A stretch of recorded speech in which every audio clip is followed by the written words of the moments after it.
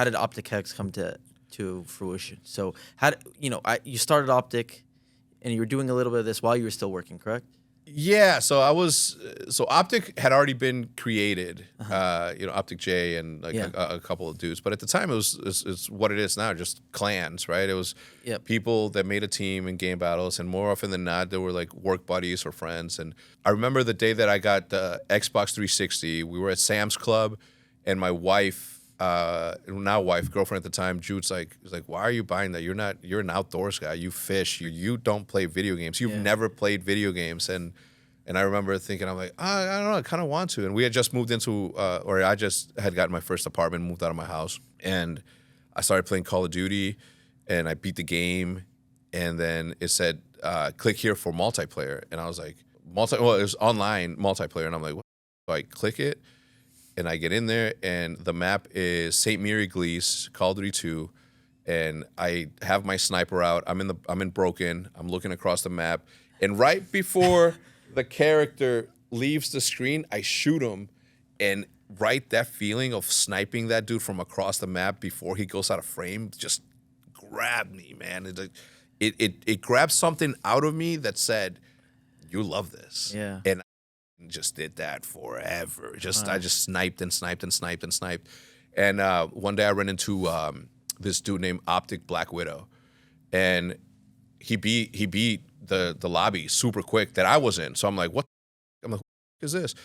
Never ran into him again, but I did run into another OpTic Preview legend, and he beat me too. And I'm like, OpTic. I'm like, it's not the same guy. And I'm like, I'm like, oh my God, they're a team. And right there, I'm like, oh my God, they're teams. And I'm 20 something, got my own place. I'm playing against 13, 14, 15-year-olds. So I was like, it doesn't, miss me that I was surrounded by youth, right? Anyway, little by little, I became good enough, and then the whole YouTube thing happened. Oh no, well, I started refereeing, right, the matches really? At a website called NX Gamers. Okay. At the time, NX Gamers and game battles were going head to head, especially in Call of Duty, because NX Gamers was created specifically for Call of Duty, but it had its ancillary stuff. And I started doing research, and I came across that website, and it says sign up to be a referee. And I'm like, yeah, I have a job. I don't need to get paid for this. I want to be better at this thing. And like, these kids are beating me. How do I do this? So I started refereeing people that were way better than me, and I learned a bunch, right? I learned a lot. What is refereeing? Like, what is that actually? You're just sitting there and checking the scores to make sure that it's during tournaments. So you put in, and then you input it into the system, and then it advanced. The teams that win advance. The records, same bracket stuff that you see now. But I learned a lot, and I was always available. So this guy from OpTic named OpTic J, he kept on hitting me up, and he's like, hey, you want to ref this thing? And I was always available, and we developed a friendship in which I started to get into their lobbies, and I may have not been the best at the time, but little by little, I started to get better, because you're as good as your competition. Yeah.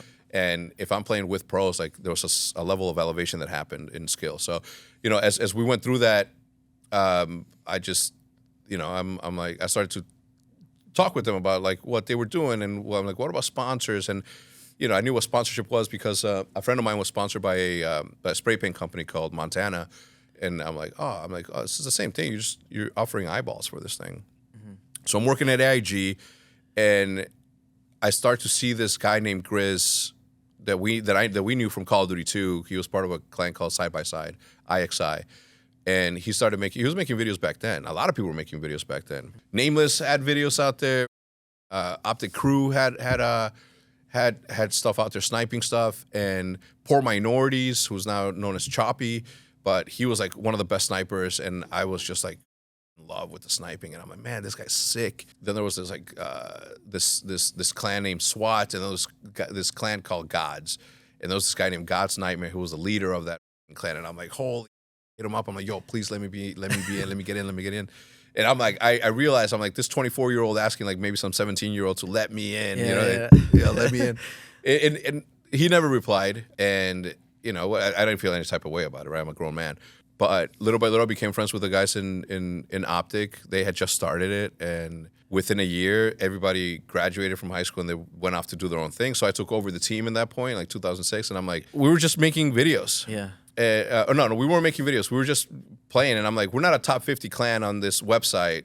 And then my brother at the time was like, yo, we should make videos like Grizz. And he's like, give me a capture card, give me a capture card. And I was like, yeah, all right. I used to give my brother everything. He's 10 years younger than me. So I'm like, all right. So I got it and I tried it out, and I, as a creative, fell in love with it, right? I'm like, I took it as a creative outlet. So I'm like, okay, cool. So then I started making videos, and then we started making sniping videos. And then I said to myself, I'm like, yo, snipers have like this aura about them. Right, so I'm like, yo, we should just be snipers. We should just be a team of snipers. Like, everybody out there is doing whatever they want. We're only going to snipe. We're gonna dominate sniping, and that's how the first sniping team ever came to be. It's like 2008, 2009. Because I came in. Well, it's Call of Duty 4. Yeah. It was during the height of Call of Duty 4. Is when the first sniping team came. Because I feel like I was so early in the scene, but I don't recognize most of the names you just said. Yeah, not a lot of people do. Yeah. But you got to take into account that everybody's story begins somewhere, and there is history before that. Like, I can say I'm an OG, but then you look at people like Corey Dunn, people like Jason Lake, right? Jason Lake's been around since 2003. Crazy. I started in 2006. Yeah. So a lot of history was there. Maybe not. Like, esports obviously was just starting there, right? Yeah, Like, it was nothing. So when the first sniping team happened and we were doing that, our thing was we don't say no to 1v1s. And we don't say no to 1v1s and obviously it's playing on shipment. Yeah. And the second that we recognized that there's spawn trapping, I created the thing, the rules of the cross. Yeah. After a kill, you have to get out of the cross of the middle. Yeah. To make the next kill a viable kill. So no spawn trapping. No spawn trapping. Okay. No spawn trapping. At the time, Hutch was watching our videos, right? Shout out Hutch. At the time, there was this site called Top Notch Multimedia. Do you remember that? Yeah, TNM? I do remember. Ebonics, Operator Perry, VGI Dynamite, like those dudes started this thing, and I saw that, and I'm like, yo, that's clever. I love that. At the same time as I discovered them, I discovered ProMod, and all of those dudes, right? So like, there's this convergence of communities that's segregated, because the PC players are competing in competitive Call of Duty, and there is casters, there is fans, and I'm thinking to myself, I'm like, holy, this is like, this is like, there's something here, and I remember thinking, I'm like, whoa, why does their Call of Duty look so much different than ours? They're playing on PC, obviously, endless opportunity. Again, like I just kept on getting these sources of inspiration, and it was like a puzzle piece coming together for me. It's like, okay, if you put this together with this, and if you do this here, and I'm like, man, there's something here, right? So they catch wind of us, Top Notch Multimedia, and they're like, and at the time, that was the first time I've ever seen somebody go crazy in the lobby. Operator Perry, Ebonics, and somebody else get in the lobby, and they're recording, and as soon as they get in the lobby, you remember back then it was like, you would hear this noise, like boom, when like a new people join, And when they joined and they saw who it was, all the kids were like, oh, and I was like, oh, I got the chills. I'm like, oh my God, that is what's happening. Yeah. And I don't think anybody else was looking at what was happening. They just felt like it was like something cool. Yeah. But I recognized immediately that there's fandom there. And if there's fandom there, there is opportunity to make it bigger. So they catch wind of OpTic because we're saying no to nobody. We're undefeated. We're not losing. And they're like, yo, let's play. And we're like, all right. It's simple. If we're playing 9 hours a day, only 1v1s, and they're playing 9 hours a day sniping in public lobbies, we're going to destroy these kids. So we did. We became friends with them. They never uploaded any of our videos, though. Oh, really? I'll always be mad about that. And maybe they weren't good enough, but yes, they were, right? Maybe not mine, but my teammates for sure.